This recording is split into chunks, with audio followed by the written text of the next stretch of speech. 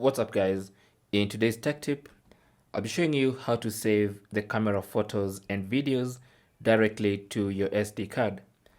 Now, if you have an SD card inside your Galaxy A23, you can have photos and videos saved directly to the SD card instead of saving them to the internal memory, and then you'll have to copy them to the SD card if you need to.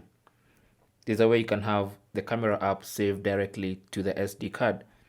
To do that, simply launch the camera application.